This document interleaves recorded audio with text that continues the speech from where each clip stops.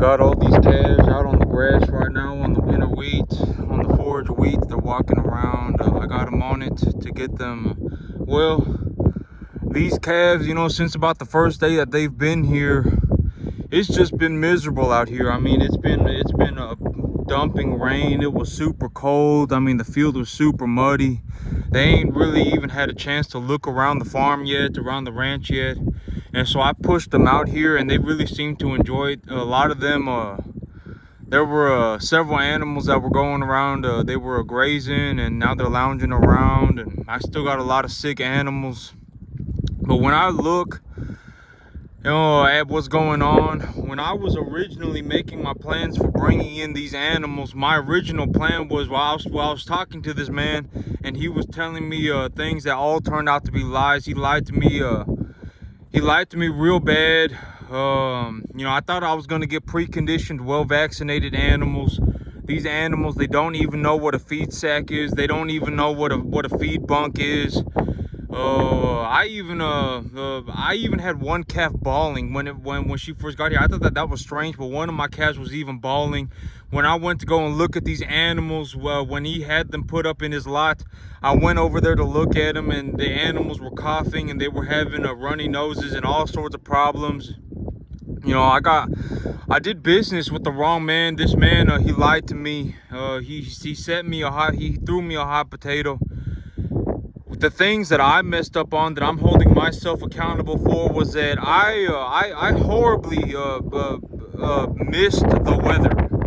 The weather, if I had been looking at the Weather Channel, I would have known that it was going to get very cold within the first 3 days that these animals were here. The first day that these animals were here, it was like 85. And then the third day that they were here, it was 25. And so the weather plummeted over 3 days. And while the temperature was plummeting, the rain was pouring down. I mean, I have never seen rain like that before in my life. It was so bad. I mean, it was just pouring, just constantly. And I mean, it was dumping rain. With a combination of me getting animals that were not properly preconditioned, I could not get them on the feed. The weather was horrible, and the animals were all jam-packed into a barn because they weren't leaving the barn because it was dumping rain outside, and it was extremely cold. I had some kind of a real bad disease go around my animals. But a lot of these things that happened to me this time around, I know that this the thing is, okay, like me, I don't accept judgment by man, right? Because man has a lot of faults. A lot of people, they, when they look at other people, they only see what's going on with themselves, right? Maybe they tried something at one point in their life, and they messed up horribly at it. And so if they see anyone else trying to do something, they go, oh, well, now see that's exactly what happens. You mess up horribly. But me, the thing about me, I say it repeatedly in my videos, right? I feel like a prick all the time. And so when I call people pricks, and when I say a person, anybody that I do business with is a prick, I mean, I'm allowed to say that, right? Because I say it myself. I feel like a prick at times. I do. I genuinely do feel like a prick at times. But here's the thing about me, right? Is that I legitimately have, it's either I run up this hill, or, there's nowhere else for me to go, right? Farming is legitimately the only thing that I've ever spent my whole life doing. I understand that sometimes things go horribly, and then sometimes things are miserable. But, I don't have the option to turn around and run away. That,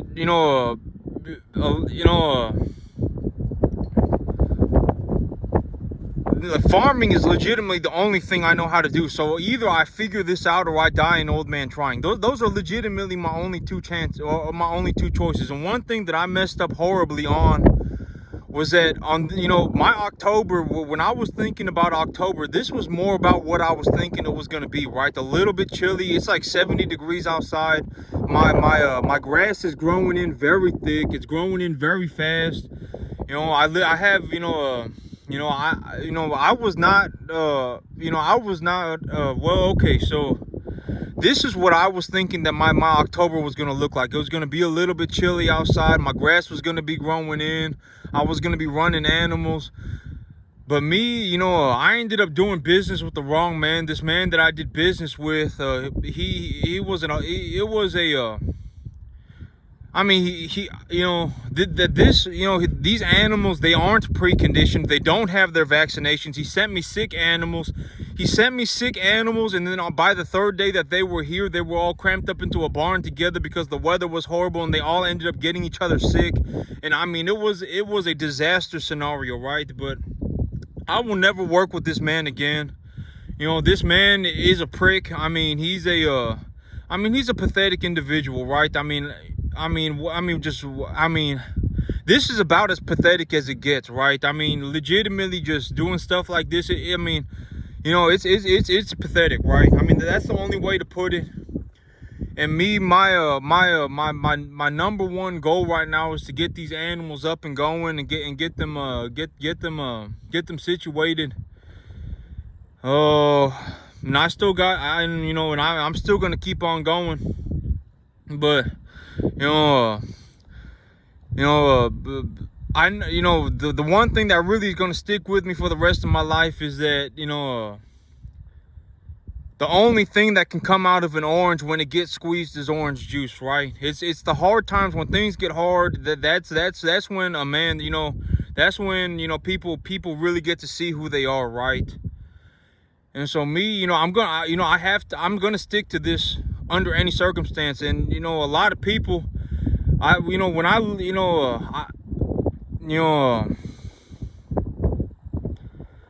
yeah, I don't accept judgment from man. Like if a man decides that he wants to be judgmental of me, I don't accept that at all, because they don't know what I've been through. They don't know who I am. They don't know what got me here. Like, they don't know. They just see a screenshot of my life, right? And they go, oh, this is what this man is about. Oh my God, we should go after this man. We should, put him up on the cross and burn him, right? And that's that to me is ridiculous. People, they don't even know. They don't know me. They don't know who I am. A lot of people on this planet are pricks, are complete pricks. And even me, one of the big things, I don't think a lot of people, a lot of people, they go through their life and they don't ever look back at themselves and go, man, I feel like a prick right now, right? But me, I do that all the time. And I admit when I have a stupid idea that it's a stupid idea. And sometimes, and I was saying, that the things that you don't see are the things that get you. And when I look back, I could have seen this coming. If I had just been more thorough, if I had just asked this man, show me a picture of your cow herd, show me a picture of your, walk me around your farm right now and show me your cattle working setup. Let me bring in a feed sack right now, and I'm gonna try and feed these animals. And if they don't come running up to me, something is wrong, right? Like I could have tested, all of these things that this man was saying, right? And this man, he was lying to me, and he was blatantly lying to me. But the fact that it went right over my head, that's my fault. I could have just brought a feed sack, right? I could have just asked him to show me a picture of his mama cow herd. I could have just asked him to walk me around his farm and show me his cattle working setup. I could have done all these things by myself. I could have checked the Weather Channel, right? And I would think that a lot of people, the only people that really watch my videos, I know it's only several hundred people. Sometimes I get like 2,000 or something like that. But I would think that the only people that really watch my videos are people who run cattle. And if I were going to give honest, objective advice, right? If I was going to be factual and objective, I would say do not bring in cattle, especially the lightweight cattle, if it's going to rain or if it's going to be under 50. If the weather's going to dip under 50 for the first time in the season, like, if it's going to be under 50 for the first time that year, And if it's going to rain, don't bring in cattle. If they're lightweight, if they're under 500 pounds, if they're under a 5 weight, don't bring in cattle. That would be my honest, objective advice. And I'm only giving this advice from, from having lived my life, right? Like, I'm giving this advice from a perspective on a man who has gone through it, right? And so if I were going to give honest advice to people that were running cattle, anyone who is looking to bring in cattle under 5 weight, if it's going to drop under 50 for the first time that year, or if it's going to start raining in that first week, don't bring in the cattle. Wait until the weather clears up a little bit. And and this would also be another piece of advice. This is also something that I'm going to be implementing on my ranch. But treat all cattle like they are sale barn cattle. All cattle, all cattle need to be treated like they are sale barn cattle.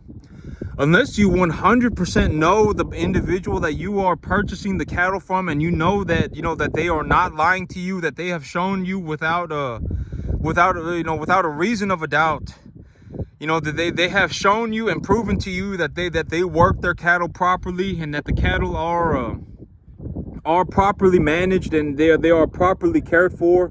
Unless they show you 100%, don't believe them. Chances are that they could be lying to you. And but treat all cattle like they are sale barn cattle. When they first get in, put them on a calf pellet, and check all of their temperatures. Anyone who's running a temperature over 103.7, give them a shot of antibiotics, and if you feel the need to, give them some Banamine as well. But this stuff, go and ask your vet. If you want advice on what to give your animals in terms of medication, just go and ask your vet. That's what I do. I'm just going to say that I utilize Zactran and Banamine. Those are the two medications that I utilize most frequently. Those are the antibiotics and the medications that were recommended to me. This is not a recommendation for anybody else.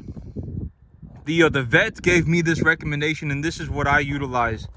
And so so the things that I do is if the animal's over a 103.7, I'll give them a shot of antibiotics and a shot of anti-inflammatory, I think is what they call it. And then I'll put them and any animal that is not running a fever, I will give them a vaccination, a killed vaccine. The first time around, I'll give them a killed vaccine for BRD and BVD, and I'll give them a vaccination for blackleg and tetanus as well. I utilize Triangle 10 and Covexin 8, and then the second time around, 2 weeks later, I'll give them another shot of a modified live vaccine called Bovishield Gold, and then I'll give them their second shot of blackleg and tetanus as well. But that is how I go through when I bring in sale barn cattle. I leave them in a confined pen with a feed trough, and I put calf pellets in the feed trough on that first day, and then I check all of the animals for their temperature, and I give them all their vaccinations, and I give them antibiotics if they need it. And so the first about 3 weeks, the big idea plan for the first 3 weeks on bringing in a sale barn animal, this is just how I do things. The first 3 weeks, the big thing is to teach them what the feed trough is. You have to, I find that it is very, when an animal knows what a feed trough is, and when an animal knows what a feed trough is, anytime something is poured into their feed trough, they will come running. They will come running to eat. And so I call it grain training, but grain training the animals is very important from what I have seen. And so when I bring in animals, when I bring in sale barn cattle, that is what I do. I check all of their temperature. Any animal running a temperature, I give them antibiotics and an anti-inflammatory. Any animal that is not running a temperature, I give them a vaccination for BRD and BVD, as well as tetanus and blackleg. And then 2 weeks later, I'll give them a modified live vaccine with the blackleg tetanus vaccination. And the first 3 weeks that the animals are at the farm, my big goal is to teach them what the feed trough is. And so the easiest way to teach them what the feed trough is to just put calf pellets into their feed trough. Just dump calf pellets into their feed trough and just keep it full at all times. And what will happen after 3 weeks is that the animals will come to eat the calf pellets, and then what you can do is you can stop putting calf pellets in there, and the animals will come to eat the calf pellets. They'll see that there's nothing there, and then the next time that you come in and you start pouring stuff into the feed trough, they'll go, oh, the calf pellets are here again, and then they'll come running in. And so the animals will learn what the feed trough is. And that is just how I go about things, you know. It was a, you know, this is horrible, right? And this is horrible, and you know, I've said that repeatedly, and this is awful, and you know, but you know, I'm not trying to say this to be a dick, or I'm not trying to say this to be a, you know, whatever. But living life thinking that, oh man, well, if something doesn't work out, I'll just go and do something else. I call that the divorce mindset. I call that the divorce mindset. A lot of people who think like that, you know, I call that the divorce mindset. Oh, this isn't working out, so I'm just gonna go leave, right? I'm just gonna go and do something else. Oh well, you know me, I'm super pretty and I'm super perfect. So anytime someone else messes up, I'm just gonna put it all on them, right? I'm just gonna say that they're a horrible individual. I call that the divorce mindset. You know, it's not good to live like that. You know, life, it ain't this magical fairy tale journey. You know, this is one of the big reasons. What I'm showing y'all right now is one of the big realities of why people don't go into farming. You know, a lot of people, when they see stuff like this happen, they are devastated. I mean, it mentally breaks, it breaks them mentally. It just completely ruins them mentally. Oh man, you know, now is my time to give up on my dream. Oh man, now is my time to go and do something else. Oh man, this is horrible. Oh man, I can't believe this is happening. Oh, this, that, you know, they get squeezed and then the orange juice comes out. But you know, I understand that's one thing about me, is that, you know, before I got started and before I brought in these animals and all this, I understood that this was a possibility. This is one, you know, like me, you know, I'm not saying that, you know, like farming is all I know, because I'm just saying that, right? It's literally all I know. I understood that mass cattle fatalities is a possibility, and it is always a possibility. You know, it doesn't matter what I farm. If I farm corn, if I farm cotton, if I farm hay, it doesn't matter what it is. There is a possibility for mass failure. And the big thing about farming that a lot of people that it turns them into like this super hypocritical or hypercritical person. It's like, oh my God, this farmer went out and he tried and he planted some corn and he messed up his fertilizer, and now his ground is bleached and he's ruined the environment and all sorts of nonsense, right? But that's the thing about farming that's different than any other business, is that if I make a $15,000 mistake in the farming business, you know, 25 cattle have died. But if I make a $15,000 mistake in the retail business, it's like, oh, I lost merchandise, right? But if I lose $15,000 in the cattle business, I've lost 25 animals. And so that, you know, but me, you know, I understand, you know, farming is legitimately the only thing that I can ever possibly do. And it's about the only thing I know. And so before I got started, I knew that this was a possibility, you know, and you know, and this was a multi angled failure, right? I trusted someone I should not have. I was irresponsible when I was checking the weather. I should have checked the weather more thoroughly.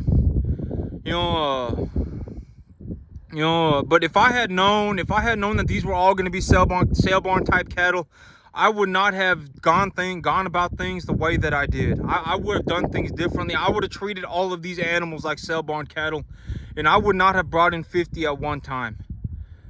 You know, I know, like, but before this, if I put my hand on a holy book right now and told the truth and nothing but the truth, I was talking to another man who is a lot buyer, right? He's a lot buyer, and he puts animals together at the sale barn, and I was straight up telling him, you know, I'm gonna have to buy my cattle in lots, in individual lots. So I'm not gonna be able to buy all my cattle at once, right?